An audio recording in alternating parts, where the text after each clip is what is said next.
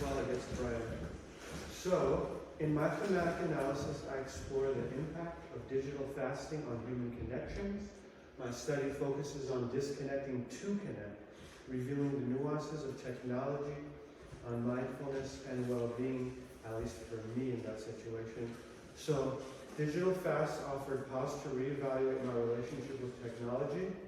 Thematic analysis revealed the benefits of disconnecting for stronger personal and societal connections during the three-day fast. So the digital fast experience overview.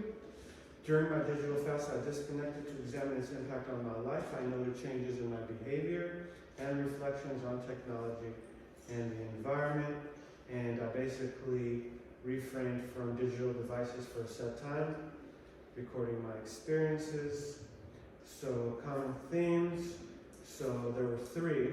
One was disconnection from technology fosters deeper connections with surroundings and people. Two, reduced technology usage enhanced my awareness and mindfulness. And then challenges like decreased motivation were balanced by increased engagement in real life interactions. So yeah, this was my experiences analyzing common themes. And so the primary data was just a journal, what I shared with Peter, and supplementary sources for the theme identification. Here. And insights from course readings. So CLAP in 2022 examined how social media shapes and influences interpersonal relationships, revealing the complexities of maintaining authentic connections in a digitally saturated world. Slated 2008 explored the concept of resisting technology assimilation through cyborgian drift, shedding light on human responses to the pervasive integration of technology into daily life and urging reflection on preserving autonomy in a technologically driven society. Turco, 2011, emphasized face-to-face interactions in the digital age, and these readings enriched my understanding of technology's influence on connections and behaviors. And by integrating some of these theories from the course text, I did gain some insight into the effects of the technology on my life and in my personal relationships. So before I begin, so this will be reflection on lectures, because it was my favorite part. It really pulled me, it stood out to me. And yeah, let me get into it. Depth psychology and the shadow self, exploring the hidden aspects of our psyche and the impact of technology on self-awareness. Dr. Nelson stated, how can you write a dissertation without a quiet moment? I don't think that's possible. And then this also really stood out to me. Whenever there is utopia for one group of people, there's always dystopia for another group of people. In other words, exploring the depths of our psyche and the influence of technology on self-awareness, Dr. Nelson highlights the significance of tranquil introspection for effective academic pursuits and underscores the perpetual interplay between utopia and dystopia among disparate social groups. So, going back to me, for me, all this, it's been an intricate dance of the shadow self, the transformative impact of technology on my self-awareness, unveiling hidden truths, embracing complexities, discovering profound connections within myself, and evolving narratives of identity and consciousness. So this video, this was the only video I watched twice because I really liked it. So somatics and embodied cognition, understanding the lived experience of embodiment and its relationship to technology use.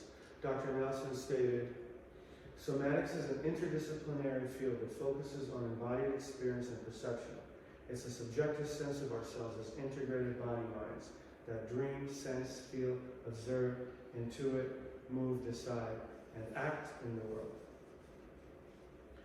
So Dr. Nelson describes somatics as the fusion of mind and body, defining our subjective experience and interaction with the world, echoing the essence of embodied cognition and its implications for technology integration. Now, another quote from the same video, because I really felt this quote on a heartfelt level, and I could see myself as an animal activist. Cyborgian evolution and the future of humanity. Considering the implications of technology integration on human identity and society, she states, here's one heartbreaking example that occurs frequently in my neighborhood and probably in yours too. People talking in taxi, walking their dogs. They drag their dogs on the sidewalk that choke and strangle more than guide. These owners, enchanted by their smartphones, are completely heedless of their animals' needs. As the neglected creature stumbles, skids, and trips on the concrete. In my world, this is animal abuse. Now, these are the cons of cyborgian evolution, but she also states the pros, which was seeing, hearing, and feeling colleagues across a Zoom session. That's definitely a pro, you know, the connection. And then techno-humanism, which implies that humans are going to be intrinsically linked with technology from birth.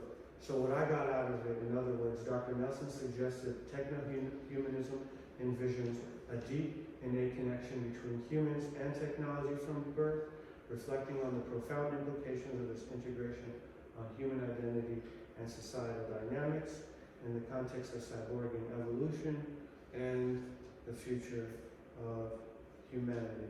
So let's get into the fun stuff. All right.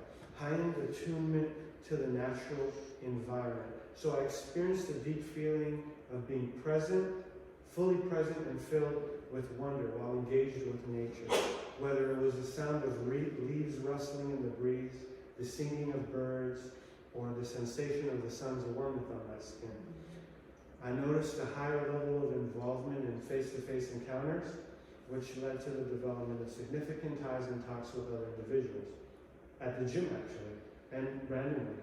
Released from limitations of digital displays, I discovered that they were more engaged and accessible for in-person relationship with friends, mainly family, but some friends that were local. And challenges such as feelings of disconnection. I didn't do my homework as far as Dr. Nelson said, like you got to get the address and the directions in advance.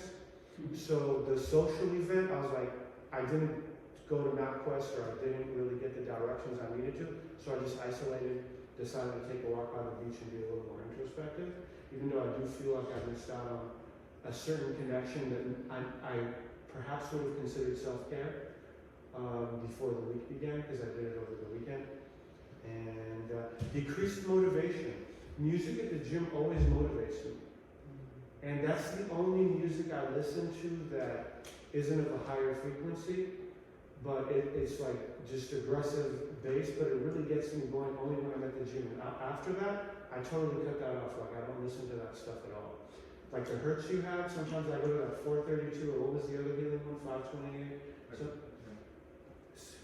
definitely. So, during the digital fast, I had profound encounters with nature, feeling more connected and present in the natural world, emphasizing the beauty and interdependence of all living beings while also fostering deeper connections with others through face-to-face interactions. Despite the benefits, challenges like detachment and reduced motivation arose, highlighting the complexity of disconnecting from technology in a digitally centric world, ultimately leading me to seek a more balanced use of technology use in my daily life. So I'm appreciating and enjoying the world instead of having gratification from the device.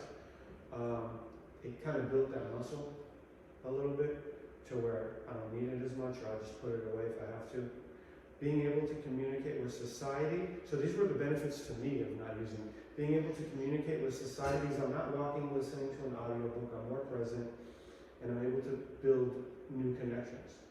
And now through the phone allows me to create a more personal connection with clients and an interpersonal connection with my mother now, and my brother.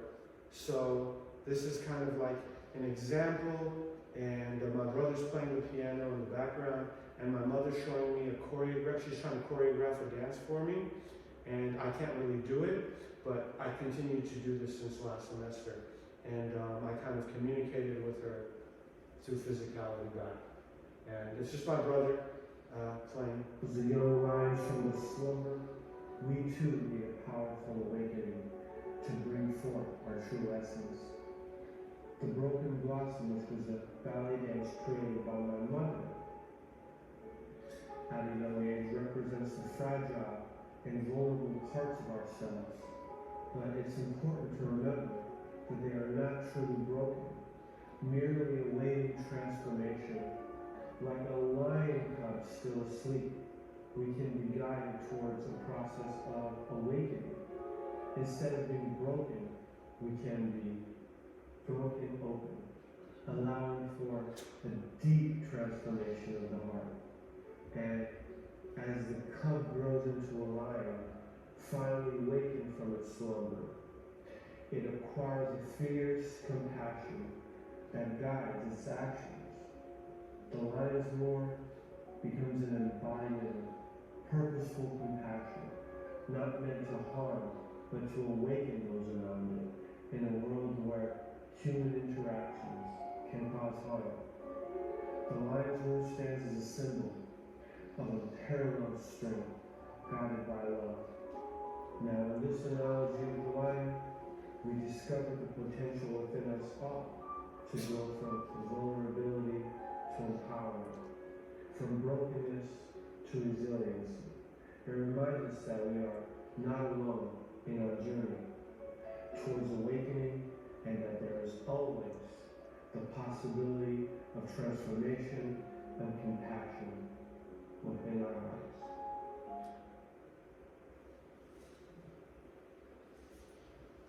It's really the only way to connect with my mom, really. So, yeah, something different for me, kind of. It was somewhat of a different experience of communicating through body language and being okay with not knowing what I'm doing. But there was a communication to it, and she totally understood. So let me go to summary of learnings. In conclusion, in reflecting on my digital fast experience, I discovered the importance of disconnecting to reconnect. While I reconnected with the physical world and people around them, challenges like detachment and reduced motivation arose. Moving forward, achieving balance in digital use and mindful technology integration are key takeaways for a harmonious lifestyle. At least I believe it is so for me. Thank you.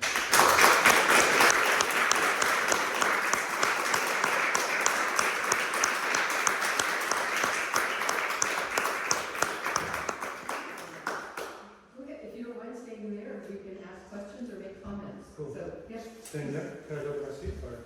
Oh, sorry. Oh, you stay right here? Yeah, you can go to your seat, whichever you prefer, whichever is most comfortable. Cool. Thank you.